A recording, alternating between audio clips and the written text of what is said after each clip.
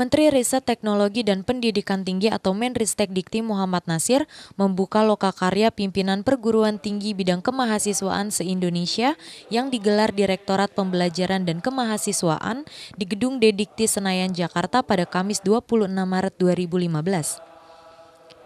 Acara ini dihadiri juga oleh Sekretaris Jenderal Kemenristek-Dikti Ainun Naim, Sekretaris Direktorat Jenderal Dikti Patdono Suiknyo, Direktur Direktorat Pembelajaran dan Kemahasiswaan Ditjen Dikti Ilah Sailah, dan para Wakil Rektor atau Wakil Direktur Bidang Kemahasiswaan Universitas se-Indonesia. Dalam sambutannya, Menristek-Dikti Muhammad Nasir berharap kepada Badan Nasional Penanggulangan Terorisme atau BNPT untuk menanggulangi radikalisme di Indonesia. Menristek-Dikti juga berharap agar korupsi tidak merusak sendi-sendi ekonomi. Pada kesempatan itu, Menristek-Dikti juga memohon dukungan dari KPK agar satuan kerja atau Satker di lingkungan Kemenristek-Dikti terbebas dari korupsi. Viti Menristek-Dikti. Semua kegiatan yang tiga komponen tadi, yang baik masalah narkotika, masalah terorisme, dan masalah korupsi, itu dikenalkan kepada anak-anak kita.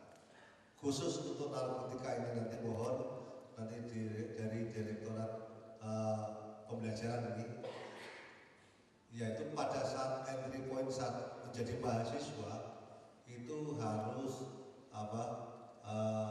paling tidak direkam jejaknya itu adalah bebas dari narkoba. Melalui pengujian atau tes narkoba ini harus dilakukan untuk perguruan tinggi negeri khususnya ini. Nah, untuk itu pada perguruan tinggi swasta juga kami anjurkan kepada Kopertis untuk berkoordinasi seluruh rektor, direktur di perguruan tinggi swasta itu juga harus dilakukan bebas narkoba. Karena apa? Kalau itu tidak terjadi, kalau terjadi hal itu bagi anak-anak kita, itu akan jadi masalah di dalamnya. Kalau saya katakan itu, kalau memang dia pecandu narkoba masuk sebagai mahasiswa, maka itu akan menyebabkan parasit di dalam kampus itu. Itu ini yang harus kita perhatikan betul. Maka sejak masuk harus kita lakukan hal itu. Syukur bisa kita seleksi kalau itu akan dilakukan oleh Bapak Rektor melalui Wakil Rektor 3-nya atau Wakil Rektor Bidang Kemahasiswaan. Pada saat lulus itu kan dilakukan tes itu akan jauh lebih baik supaya apa? Nanti betul-betul mahasiswa itu steril dari narkoba itu. Nah, sekarang bagaimana masalah pembiayaan yang penting. Oleh karena itu, ini Bu Ilah dan Direktorat Pembelajaran untuk dilakukan kerjasama dengan BNN supaya pembebanan biaya itu tidak memberatkan pada calon mahasiswa atau mahasiswa kita yang ada di kampus-kampus itu. Karena kalau itu memberatkan, ini akan jadi masalah juga di masalah sosial juga. Yang kedua, mungkin tidak akan dikenakan biaya yang bervariasi. Karena ada satu perguruan tinggi dikenakan biaya sampai 100, ada yang 75, ada yang 50, jadi standarnya nggak jelas. Nah, ini yang mohon nanti diatur dengan bekerja sama, diharapkan seminimal mungkin yang bisa dilakukan BNN bersama perguruan tinggi dengan biaya itu agar seefisien mungkin bisa dilakukan. Jadi jangan sampai memberatkan kepada anak didik kita. Lokakarya pimpinan perguruan tinggi bidang kemahasiswaan se-Indonesia tersebut menghadirkan 3 pembicara kunci, yakni Profesor Dr. Irfan Idris dari Badan Nasional Penanggulangan Terorisme, Dr. Anda Yunis Farida Oktoris dari Badan Narkotika Nasional, dan Dedi Akrahim dari Komisi Pemberantasan Korupsi. Viti paparan narasumber. Para peserta lokakarya yang sama berbahagia, serta para pejabat dalam lingkungan Menristek dan Dikti yang saya berbahagia. Pada malam hari ini mungkin saya tidak akan menjelaskan satu persatu karena sudah handout, sudah ada di tangan kita. Yang pasti bahaya radikalisme ini sudah menjadi kanker ganas bagi keutuhan dan kehidupan kebinekaan yang sama kita hargai. Terorisme ini sudah ditangani dan ditindak kurang lebih 1.000 orang. Ada yang dibebaskan, ada yang dieksekusi mati, ada yang diproses, ada yang ditahan. Yang sementara menjalani tahanan sebanyak 243 di 27 lapas di 11 provinsi. Jadi judulnya adalah peran mahasiswa dalam pencegahan terorisme di Indonesia. Jadi kita memilih judul agar mahasiswa sebagai pelaku yang tampil mencegah, bukan jadi korban. Jadi kita berharap beyond expectation, jadi melampaui batas harapan kita. Kalau selama ini yang kita saksikan mahasiswa yang jadi korban, justru kita mau agar nanti pola yang diharapkan Bapak Menteri tadi, mahasiswa yang aktif bukan jadi objek. Persoalan definisi, saya kira kalau kita membaca banyak buku, ada kurang lebih 200 definisi tentang terorisme,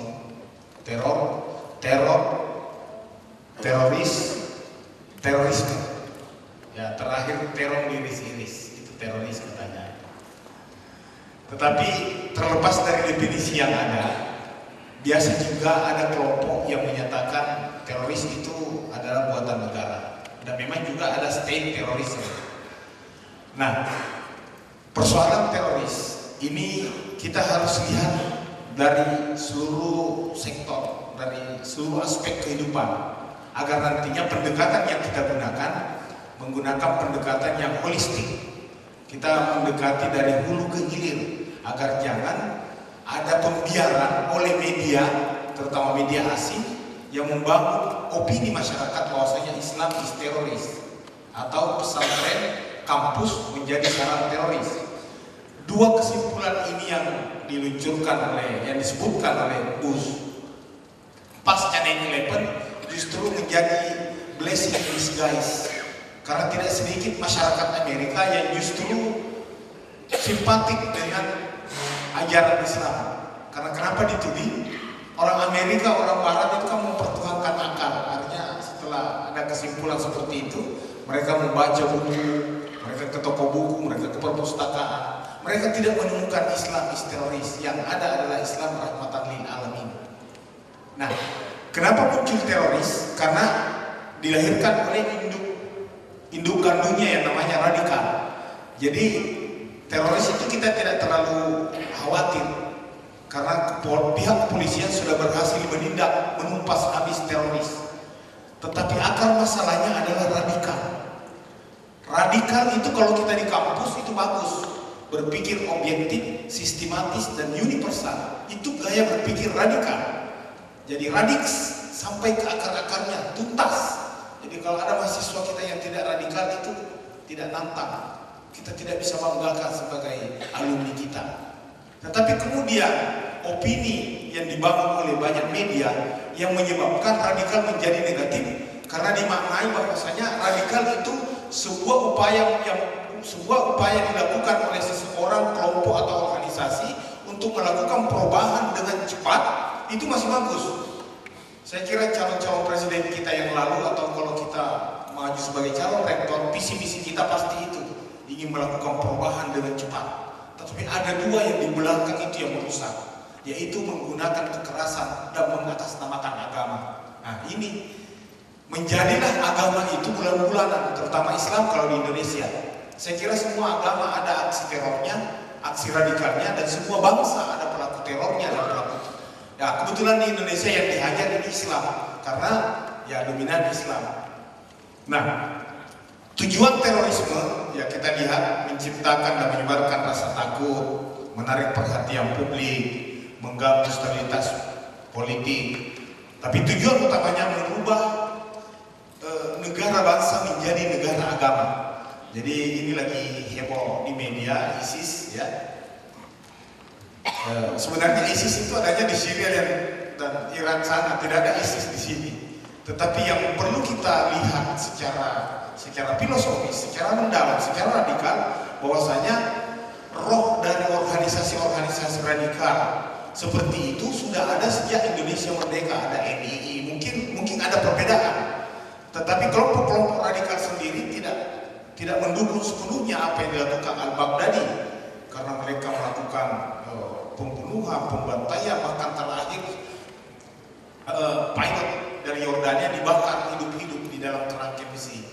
Dan itu atas nama agama, karena pemahaman yang sangat dangkal, semangat yang sangat tinggi. Nah, inilah yang perlu kita harapkan agar mahasiswa kita tidak memiliki perilaku dan gaya seperti ini.